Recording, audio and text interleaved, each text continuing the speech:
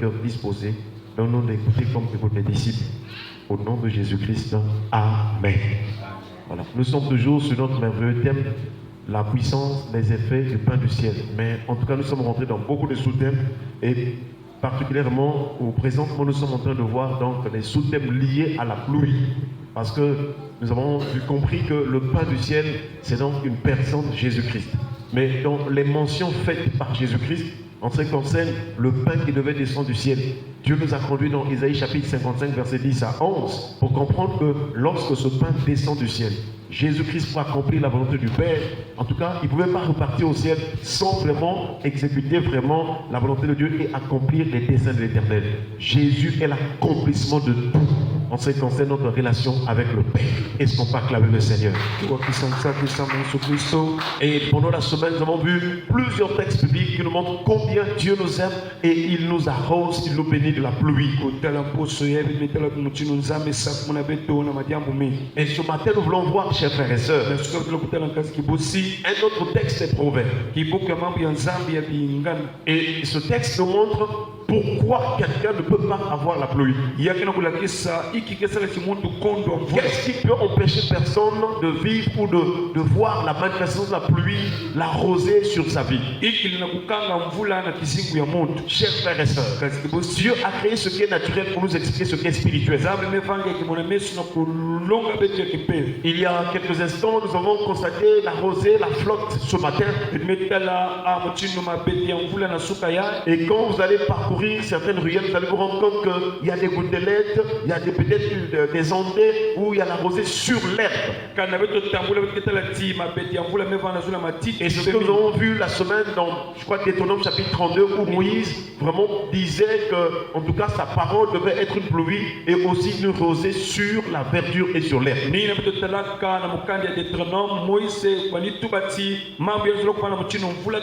a envie de bénir sa créature. Tel que Dieu nous aime tellement, et donc il a toujours cette envie-là de nous faire du bien. Parce qu'il nous a créés pour que nous puissions vivre aussi le bien. Mais malheureusement, quels que soient les choix que nous faisons, irritent le cœur de Dieu ou attristent le cœur de Dieu.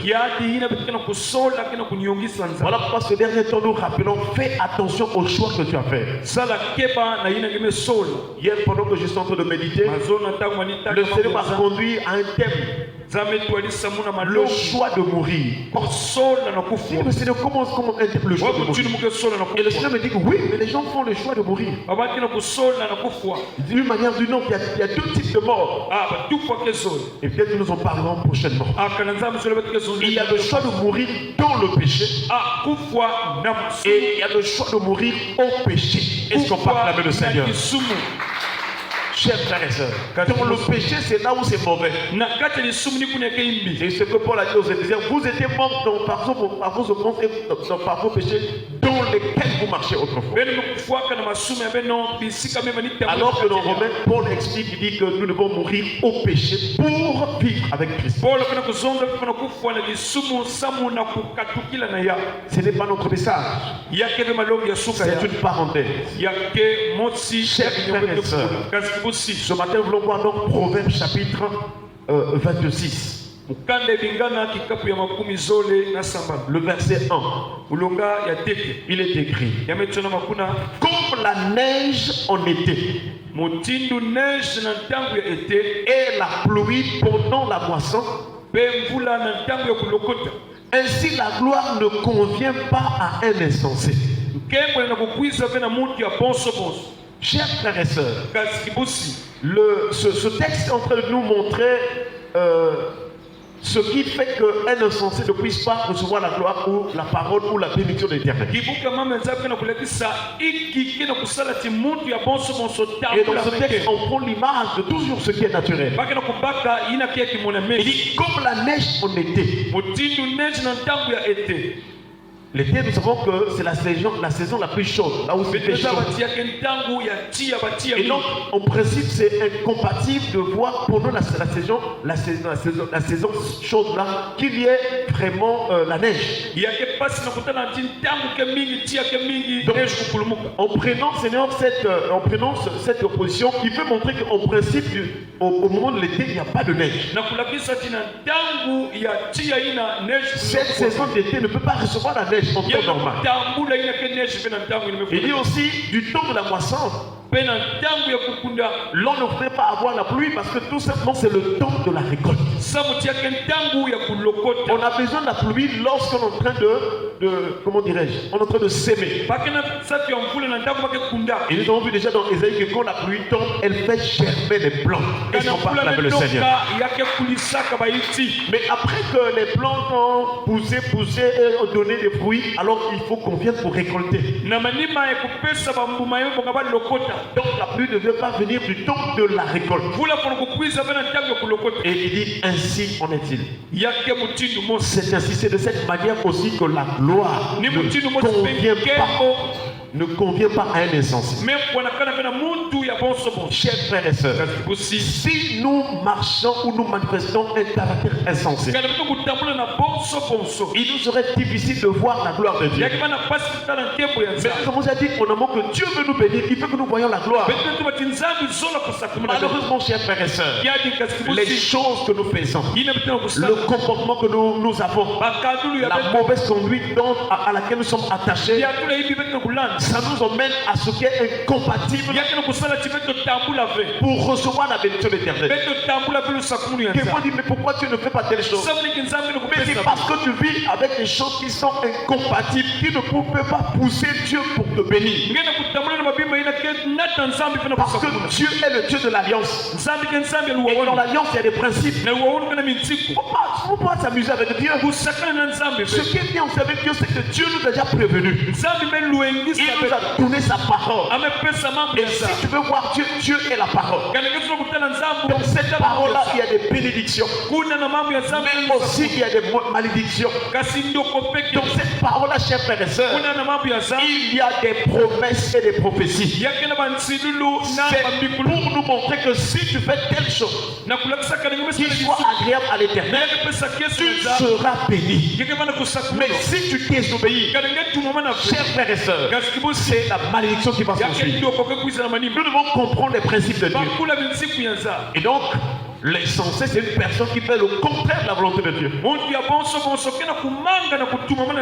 L'insensé, c'est une personne qui manifeste dans son cœur les choses qui attristent le cœur de Dieu. Voilà pourquoi la gloire ne peut pas lui convenir. Convenir veut dire être agréable. Convenir veut dire aussi être utile à quelqu'un.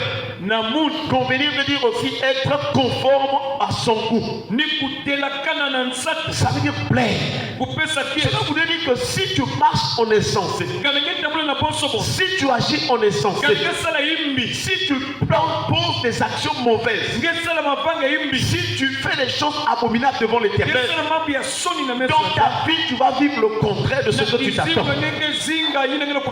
Alléluia. Amen. Voilà pourquoi ce matin Dieu nous interpelle à revoir nos cœurs, nos voix, pour que nous revenions au Seigneur. Nous revenons dans l'autre camp. La différence entre le camp, la différence c'est que si tu n'es pas insensé, alors tu dois être du côté des justes. Le cœur qui plaît à l'Éternel, c'est un cœur juste et droit. Avant de poser un acte, une action, il faut se dire, est-ce que c'est juste devant Dieu? Est-ce que c'est agréable à l'Éternel? Sinon, si tu poses un acte abominable, tu ne pourras pas voir la gloire de Dieu. Alors, quelques textes bibliques sur l'insensé. Job chapitre 5 verset 2. Il est écrit, l'insensé périt dans sa colère. Le fou meurt dans ses emportements. Ce texte montre un des signes de comment se manifestent les mauvaises choses dans la vie de l'insensé. On commence par la colère. Les emportements. Est-ce que toi aussi, à chaque instant, pour rien tu te fâches? On dit, mais viens, on va dire. Si souvent dans ta vie à ce caractère, devant Dieu c'est un insensé. Nous avons rappelé hier, on dit fais attention à la colère. Parce que la colère de l'homme ne peut pas te permettre de faire ce qui est juste. Ça va t'emmener hors de la volonté de Dieu. Et ça ouvre toujours, excusez-moi, les portes à l'ennemi. La colère ouvre les portes et donne accès au diable. Pourquoi tu aimes te fâcher comme ça? Chers frères et sœurs, ce matin nous te présentons un autre remède. Le fruit de l'esprit. Au lieu de se fâcher, reçois la douceur, reçois l'amour, reçois la paix au nom de Jésus. Voilà pourquoi dans ta vie tu dois dire Seigneur, enlève en moi ce comportement de se fâcher là. Et il y a même des gens qui disent ouvertement, moi quand je me fâche, vraiment, pour se calmer, c'est compliqué. Tu es un insensé. Et si tu restes dans ces conditions, ton âme n'ira pas au ciel. Tu vas périr. Mais pendant que tu as encore le temps. Quand je dis le temps, ce n'est pas que vraiment tu as assez de temps. C'est-à-dire que pendant que tu écoutes la parole de la vérité, c'est le temps de prendre la décision.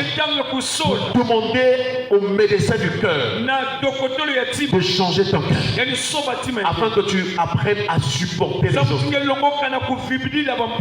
107 verset 17.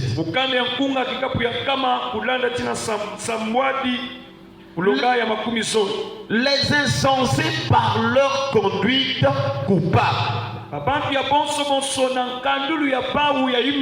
et par leurs iniquités s'étaient rendus malheureux. Beaucoup de gens sont dans le malheur. Beaucoup de gens souffrent. Ce n'est pas la faute à Dieu, mais c'est leur comportement. C'est qu'ils vivent volontairement dans le péché. Et si nous pouvons seulement rester dans ce texte et observer nos comportements face à la parole de Dieu, nous allons nous rendre compte que beaucoup sont des insensés. Mais tu vas voir comment ils louent Dieu, comment ils adorent. Oh, Seigneur, oh, tu es bon. Non, Dieu veut que tu changes d'abord de cœur. Parce que tu ne peux accepter, recevoir l'adoration qui vient que d'un cœur juste. Donc, Psaume 33, il est dit juste réjouissez-vous. La louange, c'est où convient aux hommes droits. Est-ce qu'on peut acclamer le Seigneur? Voilà pourquoi la marche avec Dieu est d'abord une attitude intérieure. Jésus enseigné dit entre dans ta chambre.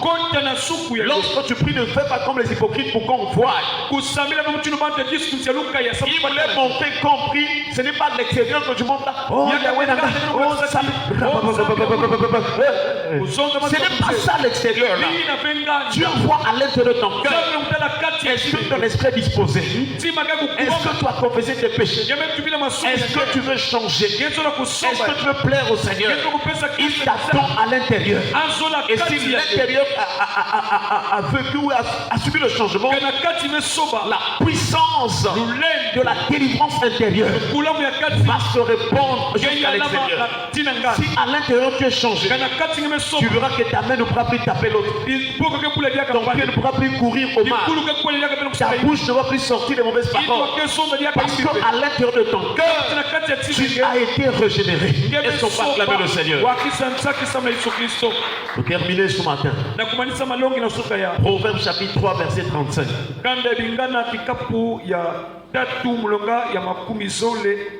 Proverbe chapitre 3 verset 35. Il est écrit: les sages hériteront la gloire, mais les insensés ont la honte en partage. J'ai déjà rappelé que Dieu nous a déjà averti. Sa parole dit tout. Donc quand tu es tenté à manifester un caractère insensé, Dieu montre que si tu acceptes la sagesse, les sages ce sont des bons enfants devant Dieu. Des bonnes personnes qui ont accepté de s'humilier, d'obéir au Seigneur, de faire sa volonté, de marcher avec lui, d'être à l'écoute de Dieu, de suivre la voie du Seigneur. Même quand les musiques mondaines chantent, les sages ils suivent que les cantiques qui sont spirituels. Même quand les gens, les habitants du monde s'habillent mal, les sages se couvrent vraiment pour plaire au Seigneur. Même quand les gens du monde, en tout cas, ajoutent les choses sur leur corps, sur leur peau, les sages restent naturels. Chers frères et sœurs, et si nous sommes sages, notre âme est en train de choisir le sentier de la vie. Nous rappelons souvent ce passage de Proverbes chapitre 15, le verset 24. Pour le sage, le sentier de la vie mène en haut, afin qu'il se détourne du séjour de mort qui est en bas. Attention, attention. Fréquenter une église, c'est une chose. Mais ce que Dieu veut dans ta vie, c'est la sagesse d'en haut. Alléluia. Et si tu es sage, même si les gens se moquent de toi, tu es en bonne relation avec le Père. Et tu vivras la gloire de Dieu. Les miracles seront ton partage. Même si momentanément tu traverses des épreuves, même si momentanément il y a des situations difficiles, comme tu es sage, comme tu es attaché au Seigneur, le bonheur va se manifester. Alléluia.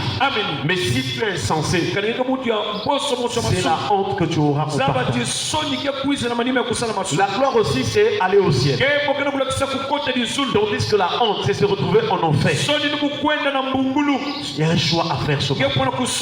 Est-ce que tu vas être sage ou bien insensé dans ton comportement, dans ton langage, dans tes réactions, en dehors de l'église? Comment réponds-tu aux autres? Comment réponds-tu à ta femme? Comment réponds-tu à ton mari?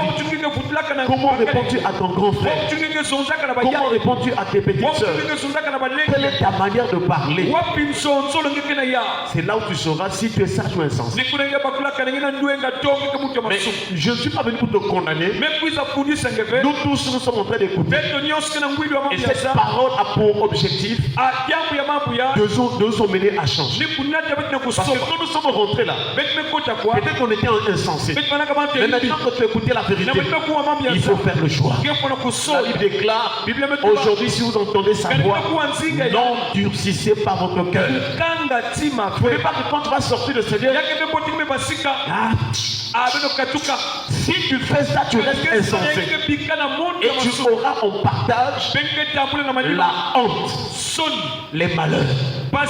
Et quand on parle de malheur, là, c'est les maladies, les situations compliquées. Parfois, quand les gens te disent, mais pourquoi il lui arrive telle chose? Mais les gens oublient que son cœur est insensé. Que Dieu nous aide à changer. Que Dieu conduise notre cœur à être sage.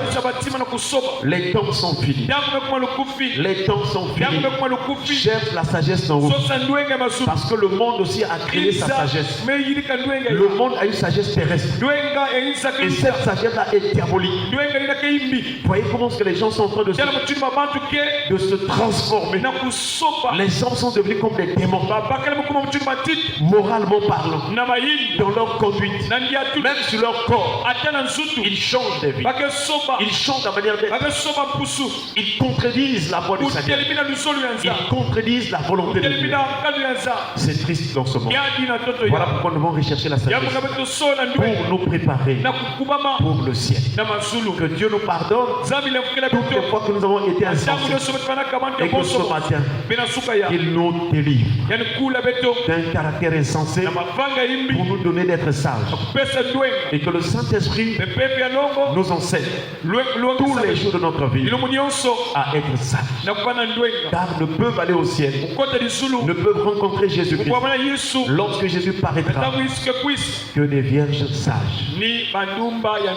Que notre lampe soit toujours allumée. Que le Saint-Esprit nous anime pour la seule gloire du Seigneur. Baissons les têtes dans la prière. Nous allons remercier le Seigneur pour sa parole. Et nous prions le Seigneur au nom de Jésus.